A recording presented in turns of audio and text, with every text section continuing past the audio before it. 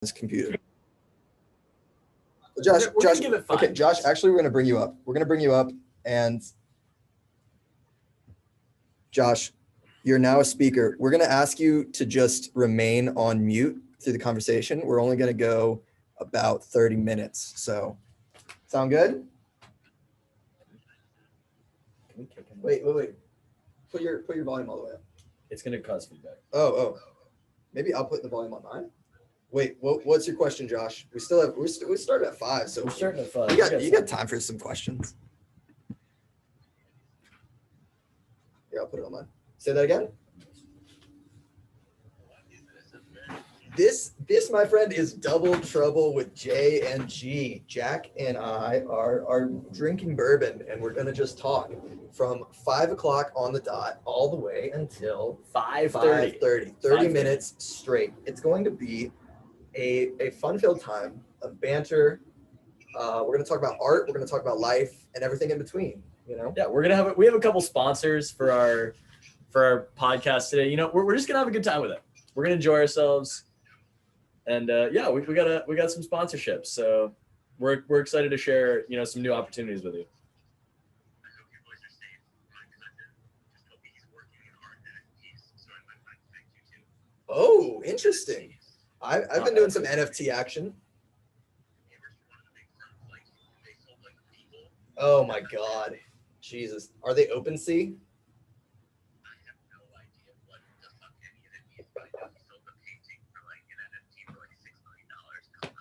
Jesus Christ.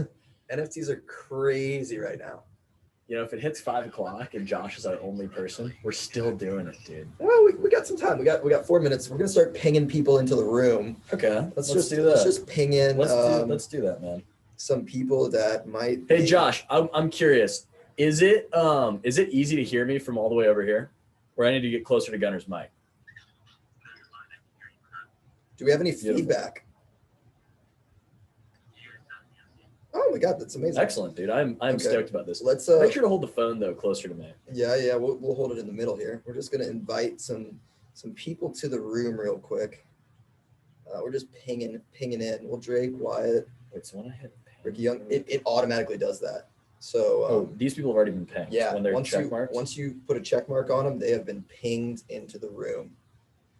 It's a crazy little app. It is, you know. Josh, while we're pinging people into the room, tell us what you've been doing for 3 minutes. Yeah, absolutely. So first off, I'm really glad you guys are escaping Austin and are safe. I was very concerned. Oh yeah. I'm still in New York, man. Applying a lot of jobs. You know. Mm-hmm. It's crazy. We're actually going to have a whole story about what happened on our escape from Austin. That is a buck wild story. That's gonna be a lot of fun. It's as Jack would say, it was buck wild. It was buck wild. For people in the audience, just to reset the room real quick, we are currently just pinging people into the room for this spectacular clubhouse talk. It's Double Trouble with J&G. We have poured 2 fingers worth of bourbon into our glass, and now we're going to talk for 30 minutes straight on the dot. 30 minutes. We're starting at exactly 5 Central, and we're ending at exactly 5:30 Central. It's a strict time limit, but it's honestly necessary. We're excited. We have some good sponsors. We're excited to share what we have with you guys, and this should be a good time. There we go. Pour yourself a drink. Pour yourself a drink. Happy Friday. Should we go ahead and start it off? I think we've done our business. Let's do it. Let's do it, man. Well, everybody, welcome to this little chat here. This is Double Trouble with J&G. I am Gunnar Danger. And I am Jack McManus. And today we're just going to, pour ourselves a couple fingers of bourbon and have a good time. We're going to have a little chat. Jack, would you like to do the intro for the show? The intro for the show? Yep. Welcome to Double Trouble with J&G. That All was right. Super cheesy. That was great. That. Today we are drinking Bullet Bourbon. It's Frontier whiskey, and it's straight bourbon whiskey. I think we have a review from Matthew McConaughey on his thoughts on Bullet Bourbon. Let's hear it. If Oak and Hickory were having a party at the lake house this weekend, I'd go. That was Matthew McConaughey. That was really Who good. actually Wow. lives in Austin, Texas. He was born and raised here, and we are currently in Austin, Texas. Let's segue into our first, point on this convo. We're gonna slip into some brief bios. So I am Gunnar Danger. I'm a painter. I'm saying this because no one in this chat knows me, and we got Lucas, Carlos, Kyle, Chloe, and KZ. We have another Kyle. I don't even know if we know Kyle's new. And Jack, would you like to do your intro? Sure. My name's Jack McManus. I'm a part-time barbecue enthusiast. I believe that says that in my bio on Clubhouse. And, I also just really like whiskey. I don't know anything about it, but I really like it. And that's going to be part of my bio. Yeah. Jack and I used to bond over this event we used to have called Bourbon and Seeds, which combines the two great traditions of drinking bourbon and spitting seeds. And spitting Crazy seeds. enough. What's next on our agenda? I think we need to talk a little bit about our wild flight from here in Austin, Texas to New Orleans, Louisiana, and back over the last week. Oh, yeah. That was quite the saga. Well, let me set the scene for y'all real quick. So here we were in Austin, Texas. I had just escaped the cold weather of New York, and I was hoping for some sort of like wet, hot, balmy weather. But what I arrived into was instead an Arctic blast from the north that came with furious anger, and it was quite the scene here. We ended up losing electricity. We lost electricity. We lost our water service, and even when the water came back on, we couldn't drink the water. So what we decided to do is tough it out for a night. Well, first we drove down. We toughed it out one night here, right? We toughed it out one night here, and then we drove down to New Braunfels, Texas. New Braunfels. I don't think it's New Braunfels. I think it's New Braunfels. I looked at that name on a map so many times. And as we get to the Howard Johnson, colloquially known as the Hojo, in New Braunfels, the rolling blackouts began. So we can't even get power an hour away from Austin.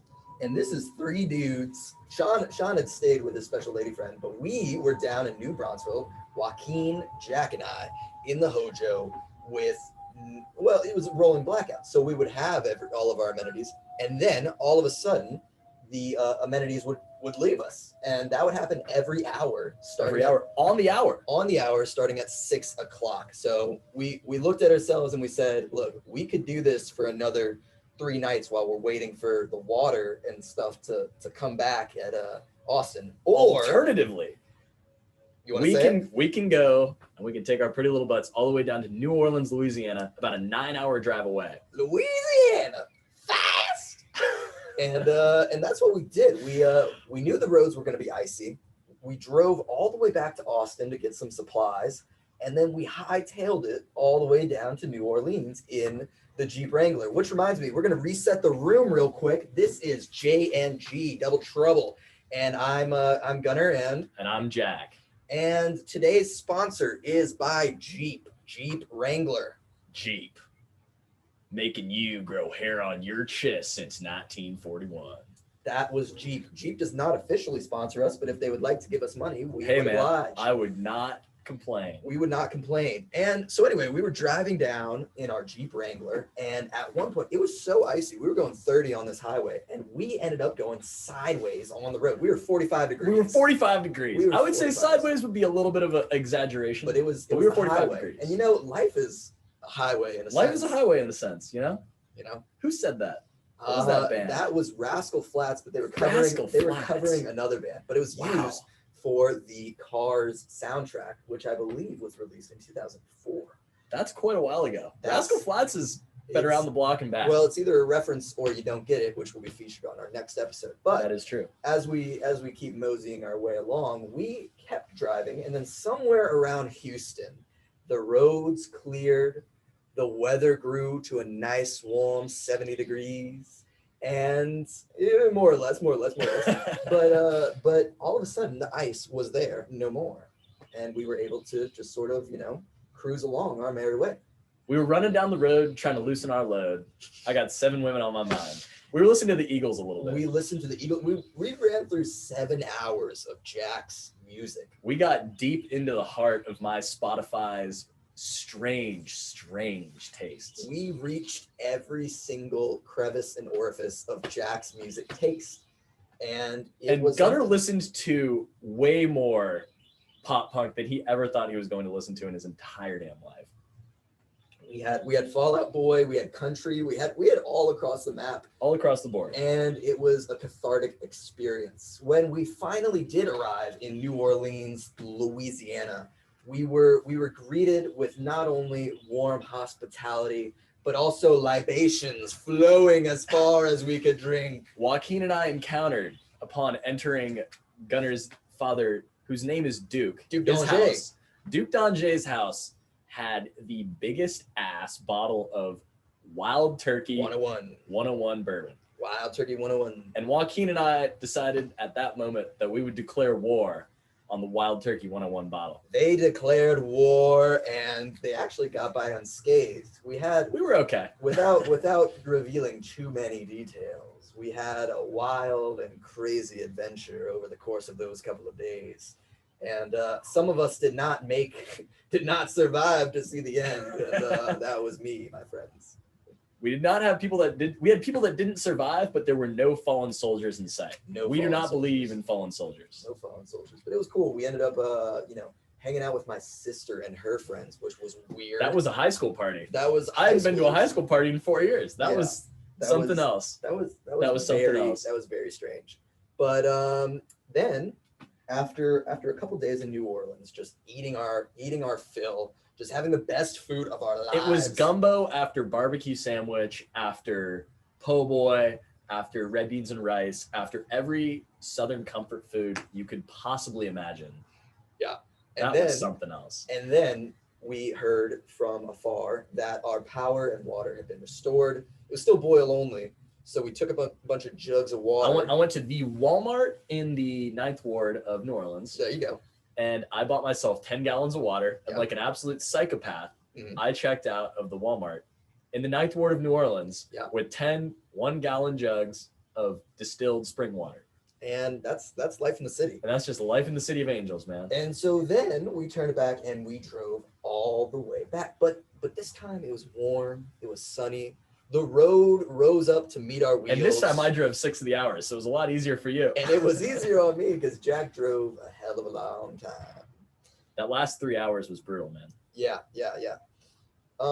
Let's see. What next on our little agenda, just to reset the room real quick, this is Double Trouble with J&G. Jack and I are talking about art, life, and everything in between. And we'd actually, let's talk about a little something. I was very cognizant of, while we were in New Orleans, while we were staying with my family, that we didn't, do any cultural faux pas. Commit any faux pas. Faux pas. Yes. Faux pas is such an interesting pair of words. It's an interesting pair of words. They're, of course, French because of the X. French in origin. Yeah. In origin. Faux, which means fake. Fake. And paw, which means like the paw of an animal. I am so American. I have zero clue what you're talking about. And fake paw. What the hell does a fake paw? It actually doesn't mean that, but I don't speak French either. But we were very cognizant about committing a faux pas. For example, of a faux pas, I was watching Anthony Bourdain the other night, and he was drinking with all of these. I think he was in Austria, maybe. He was drinking with all these Australians. And he was interesting. Okay. And he sure. And he didn't do the cheers before he drank, and that was a bit of a blunder. That was I think we need to demonstrate. Okay. Skull. Yep. There we go. That is the sound of bullet bourbon. Clinking together. Two fingies. If you don't know what two fingies means, I think 2 fingers might be a more appropriate explanation for 2 fingers of bourbon. If you take your pointer and middle finger, hold them up to the side of the glass of your bourbon, right, and then pour the bourbon up to the top of your top finger, index finger. That is what we're looking for. That is what we're looking for. That's the sweet spot. That is how much bourbon Jack and I poured for this little conversation today. But faux pas, we are very careful to not avoid those. So on the car ride down, we had a little bit of a discussion about what would be cultural faux pas in New Orleans. And what were some of those cultural faux pas that you didn't want Joaquin or myself to commit? Well, one of them was cussing. Which your dad is a expert cusser. As someone who's a cusser myself and tries to reel myself in every now and then, your dad is an expert cusser. Well, there's a way to do it, and there's a way to be tasteful, and there's a way that becomes excessive, especially around your elders. And you know, that's the whole sort of bit about you know, New Orleans and this deep-rooted Southern tradition of, you know, having respect for your elders and the home, and sort of leaning into that Southern hospitality. Southern hospitality. Well, we certainly encountered some wonderful Southern hospitality. Miss Pam cooked us just the most amazing gumbo that I've had in my entire life. Yeah. Wow. But moral of the story, we ended up having fun in New Orleans, and then we drove all the way back. And we were lucky enough to have a Jeep to do that, because if we didn't, we would have been stranded in Austin, Texas. With 10 gallons of water. With 10 gallons of water, which was good. But Jack brought up something very interesting to me today. Oh, just to reset the room real quick, this is Double Trouble with J&G. I am Gunner, and this is Jack. And we are drinking 2 fingers of bourbon here on this beautiful, cloudy Saturday afternoon here in Austin, Texas. Yes. So thank you very much for joining us. We are talking about art, life, and everything in between. And the next thing that I want to bring up is actually this little phrase that Jack told me, oddly/weirdly satisfying. Gunnar, what is your relationship with these 2 words? Because I hear you say this a lot. You're like, oh, that's oddly satisfying. Weirdly satisfying. I was just in a talk with Professor Nemerov, Professor Alexander Nemerov. I have had Alexander Nemerov as a professor. He was our professor at what was that, the Wild West, or what was that course? It was something about the Wild American West. West. I played Red Dead Redemption during section, so it really was the Wild West. That is the Wild West. It was a good time. Well, Alexander Nemerov, who is the nephew of Diane Arbus, the photographer, who is the head of the art and art history department at Stanford, he was talking about, you know, the things that art does, and he said that art makes things strange. You know, it takes a concept and it sort of you know, takes it out of the familiar and allows us to approach it in a new way that we haven't done before.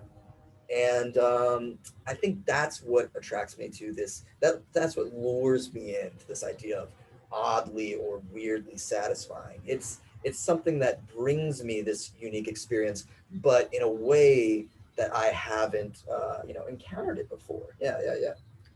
That is quite the heinous explanation for the uninitiated in the art world. And now I would like to talk a little bit about the word heinous, because this is definitely a word that I have picked up from you. And I also want to dive, while we're talking about the word heinous, into how do we adopt new vernacular? How do words enter the pop culture sphere, and then how do they die?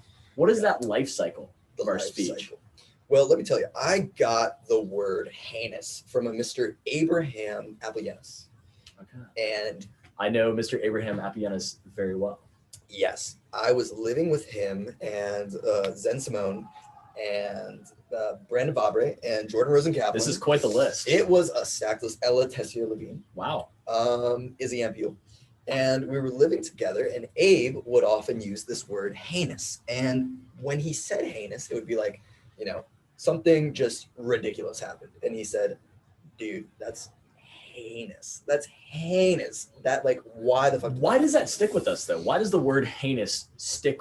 It kind of just sticks in your gut. You know, to tie it back into an early concept we just had, it's weirdly or oddly satisfying. It's strange, you know. It makes that concept strange. Very, very interesting. You know, but I think through living with Abe, that's where I picked up the word heinous. You know, awesome. Okay. But that's how sort of. But that's just how we pick up vernacular, right? Because I picked up heinous from you, not necessarily from Abe. I know Abe very well, but I still didn't pick it up from him. I picked up the phrase raw dogging from Ben Josie, but Let's not PG, not friend. in a sexual way at all.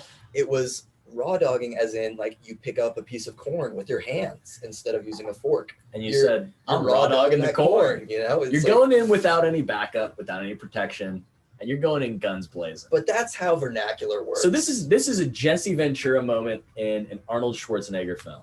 He's raw dogging the Predator. I have no idea. That's either a reference or you don't get it. That will be featured on our next episode. That will be.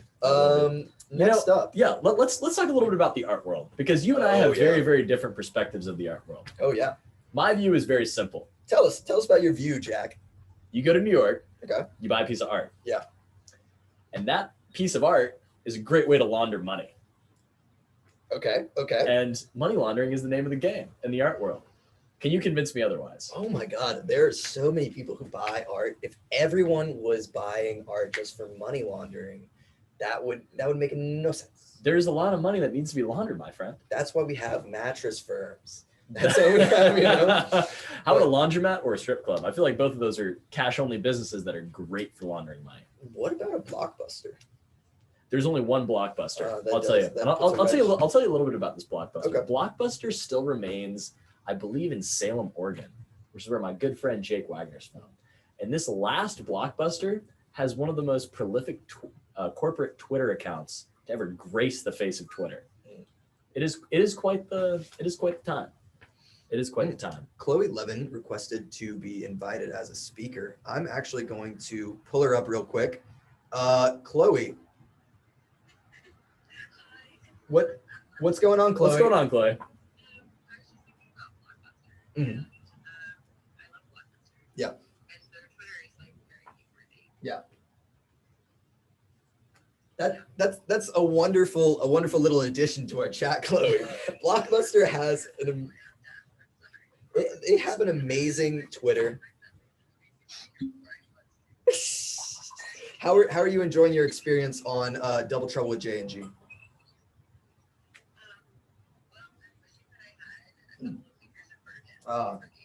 Don't we all, Miss Levin? Don't we all? We love a couple fingers of bourbon on a Friday afternoon. This is what we work for this week. Two fingies. All No right. more, no less. Well, Miss Levin, we are continuing on with our programming. I'm going to ask you to kindly mute your mic.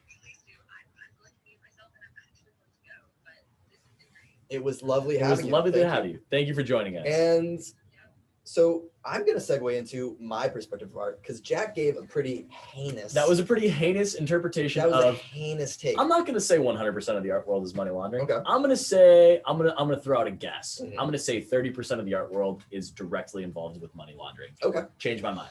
I think that there's so many layers and there's so many levels to the art world. You have the blue chip galleries. What kind of levels though? Are we talking Avicii or are we talking something else? We're talking Avicii. We're talking Okay. Avicii. Okay. Played backwards, Played backwards. slowed and reverbed, chopped and screwed. Not chopped and screwed. Just played backwards. Just played backwards. For any of you that have not attempted this, Mhm. Levels in Reverse is a transformative experience. I would highly recommend it. So that was a tangent. That's what we call it. That's what we call it. Tangent. But Yes. actually, I think there's just so many levels to it.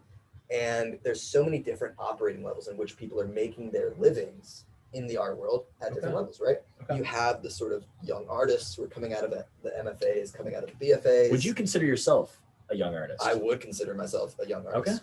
Okay. For context, I just sort of dipped my toes into the New York art scene very recently Okay. because before that I had experienced the art world only through the internet and through Instagram and Yeah. through ArtNet articles, hyperallergic articles. ArtNet? I'm going to stop you right there. ArtNet sounds like it was created in 2006 and it uses clip art and like those shitty graphics, you know what I mean? On PowerPoint slides. You know how it's like a wave and like a rainbow. Uh-huh. That's what I think of when I think of ArtNet. Well, that's interesting, but completely off base. Okay. But but That's also a tangent. but it's a tangent. It's a tangent too. That's what we call them. And it's so much of a tangent that it actually pulled me completely off of my I sucked train. you out. That Okay. like the sort of, what are those? The face suckers in Harry Potter. You know, what are those called? I have no idea what you're talking the about. Death Eaters. Dementors. Dementors. What are the Death Eaters? They might be like really badass Dementors. Oh, okay. Mm. Well, anyway, what I was basically saying is that yes, I am young, emerging. I started my own gallery, but Emerging. it's a pop-up gallery. And so we're very early stages of it. But from the people that I've seen who are making a living doing it, it's a lot of people scrappy and just trying to get by doing the things they love. The people who buy the art, who knows? I mean, you're an art collector. I am an art collector. In fact, I am a collector of a single piece of danger that I bought this summer while we were living together in the lovely town of Park City, Utah. I could talk for 2 hours about Park City, Utah. but it is full of very, very wealthy, very, very just skiing types and, you know, very, very interesting people. Because Utah to me is a lot of a red state. And Park City, Utah is very much this little blueberry and the tomato soup. Kind of like Austin is to Texas. There's a little bit of a blueberry and a very, very large, thick bowl of tomato soup. That sounds like a horrible combo of foods. But that sort of reminds me of this word, schadenfreude. Schadenfreude. Schadenfreude. Schadenfreude is the concept of deriving pain or deriving pleasure from the pain of others. Oh, so God. Think about it from my perspective. I was raised in the great state of Washington by two people that were born in the great state of Ohio. Now, in the great state of Ohio, we have a little tiny state school called the Ohio State University. The Ohio State University. Bingo. And at the Ohio State University, there's a little tiny school up north that we refer to as the team up north, or as many would refer to as Michigan. Now, Michigan is our big rival. And I say our because I'm part of the Ohio State community. We love it there.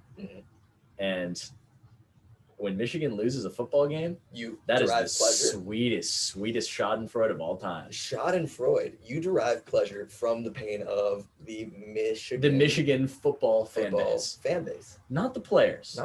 I will draw the line at the players. Well, you know, they say, they have this old adage, don't hate the player.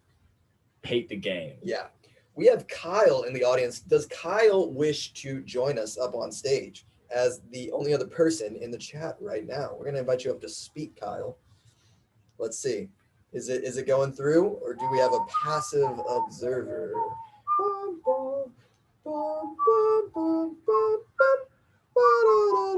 I think we have a passive observer, which is cool. Because we're here for each other, my friend. Well, Kyle, just to reset the room for you and you only, this is Double Trouble with J and G. And we're here, we're pouring 2 fingers of bourbon, and we're just bantering on a Friday afternoon here in Austin, Texas, baby. Yeah. But next up, we do have a very interesting topic, tchotchkies. Tell me about tchotchkies, Jack. Tchotchkies are just little things. It's the little things. It's the little things, really. And tchotchkies are small little just pieces of memorabilia or just pieces of life that surround you, you know, whenever you want to join them. What's your interpretation of tchotchkies? I think tchotchkies occupy such an interesting place in culture because they are, you know, there's a lot of photographers, a lot of painters who try to capture the what is it called? It's like the everyday, the commonplace. There's a word for it. There's a distinct word for it, but I'm forgetting it. But that's the concept. The things that you normally don't pay attention to, that you just sort of pass by. Yep. And you know, where do you see tchotchkies? You see them. You see tchotchkes everywhere. You see them everywhere. I have seen tchotchkes everywhere I've gone on this planet. But it's like on your grandmother's cabinets, you know. It's those. You know what I'm talking about? It's those plates. I'm gonna set the scene for you. They're these plates, and they have this sort of gold filigree on the outside. And inside is like a black cap chickadee pair, because they're going to tell your grandma that this pair of chickadees mates for life, which is patently false. Okay. Trust me on this one.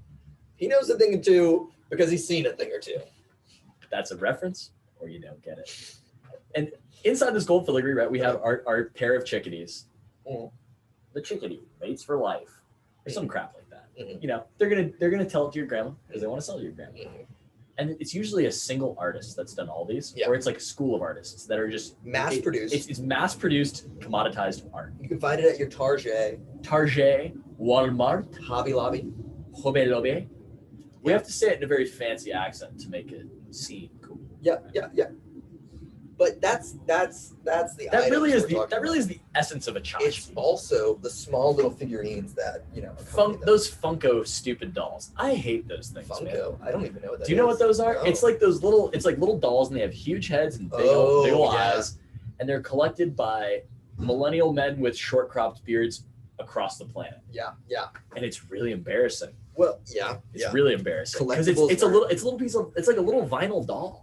It's a little. What the heck are you gonna do with that thing, man? It's a little vinyl doll. Are very strange, and I am very interested in understanding. I mean, because art collecting is one thing, but there's also, like, you know, trading card collecting and there's a whole subculture of people who We have a guest that we should bring on We should bring next on Joey. show. We Yeah. should bring on Joey, Mhm. and we should talk to Joey about Mhm. the collectibles trade. Mm, We definitely we should. definitely should. It's Because something that I'm interested in. Joey has made close to $1 million so far for his personal bank account in the collectibles trade. Right. And he has the infrastructure to do it. He's a Mhm. great guy. Mhm. So I And think he's from Kokomo. He's Kokomo Joe. He's Kokomo Joe from Indiana. From Kokomo, From Indiana. Kokomo, Indiana. And that is quite the piece of middle America, man. That's, it brings us, wait, Omaha, right in the middle of America. Bring us back to the heart of matters. It's the heart that matters more. And that's either a reference Or you don't get it. That was from a road trip back in the day. But Okay, man. Okay. But here's something for you. Before we even dig deeper, I want to go back to this idea of tchotchkies. Tchotchkies. Okay. Tell me more about tchotchkies. So I actually got a grant from Stanford Okay. to produce a body of work that uses How tchotchkies. large is the body of work? It's gonna be about 10 pieces. 10 pieces, but here's what they are. That's a lot of hours, man. That's about 100 hours. It's gonna be something, but it's small installation works that are, I'm basically ordering tchotchkes, like little McDonald's toys, little like McDonald's toys, I feel like personally, Mhm, it beautifully personifies Mhm. the idea of a tchotchke. mhm, mhm. Because it's this small, mass-produced little piece of trash. Yeah. It's essentially a piece of trash. Right. It was manufactured overseas in some very, very, very unethical factory. Of course. Somewhere people are being underpaid, Right. children are working in the factory. Right. And we just get it. We buy a little mini burger, Mhm. a little tiny order of fries, Mhm. and a baby little chocolate milkshake. Mhm. And you get this tiny little tchotchke. Yeah. Yeah. And you can paint that tchotchke. And so what I'm doing with these little things, they're small, they're little, they're worthless, but they also have sentimental value. And sentiment is what drives value Mhm. in trading collectibles. Yeah. Yeah. Funko Pops take about, or those Funko dolls, whatever the hell you want to call them, Mhm. those things take probably $2 to manufacture. Mhm. You bring them stateside and you sell them in a store for like $25. Yeah. And you do a limited run of some, and you can make $50 a shot. Well, we're experiencing right now this crazy time of NFTs. But before I even talk about I don't that, even think we should dive into NFTs. look, it's been all over Art World Clubhouse Has- has done that ad Okay. nauseum. But to finish up the little bit on tchotchkes, so I'm basically painting them and arranging them in a similar way to Mike Kelly, the artist Mike Kelly, an LA artist, who sort of would arrange, like he'd have like 3 little bears sitting around a towel, and that would be a meeting Okay. between the bears. Joaquin has joined us as a listener. We're actually going to pull Joaquin up and invite him to speak. Joaquin, can you join to speak? How are you doing, Joaquin? This is very, very interesting because I believe in a way we're all close to each other in that way. I think we are. Even though we might be physically far apart, Mhm. at the end of the day, we're just a phone call away, man. Yeah. That rhymed.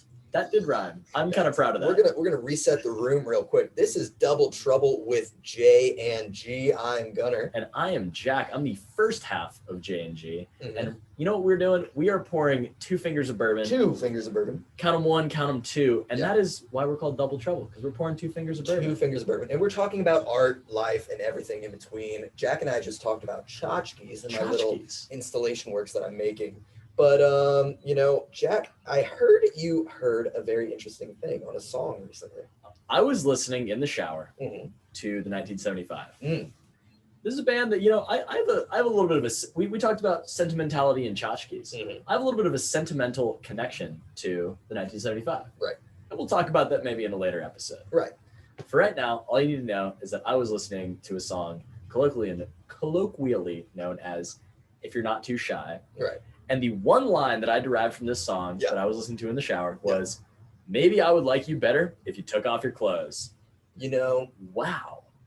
That's a crazy line. And I've read in a good bit in depth about this song and about this line in particular. And it turns out that what Matt Healy, who's the lead singer, was I do know speaking that. to was this sort of internet culture that we're existing in, where people, don't even interact in a physical way. They just, sort of responding via, typing and emojis, and we send likes and we send GIFs, and there's no Okay, physicality. I'm gonna to stop it. you right there, friend. Okay. It's a GIF, not a GIF. It's a GIF. It's a GIF. It's a GIF. I like GIF. Okay, we're gonna talk about that next week. GIF or GIF. We'll talk about it next week. But what he's saying is that even an act of vulnerability, as simple as being in the nude in front of someone, shows, because we're posting pictures of, like me, I'm always squatted over, half squat, showing my big butt. Showing your big old booty. Showing my big old booty. And that's just, for my Instagram followers, for my followers on the gram, they want to see my big old booty. They want to see that big old butt, man. They want to see that big old dump butt. truck. Have you ever watched a Pixar movie? A Pixar, yeah. Pixar moms, man. Yeah. That's all I'm gonna say. But, in an era where we're showcasing that constantly, we're always doing like the guys with the shirtless pics, you're flexing, right, for the gram, right? I mean, I have one of those on my Tinder.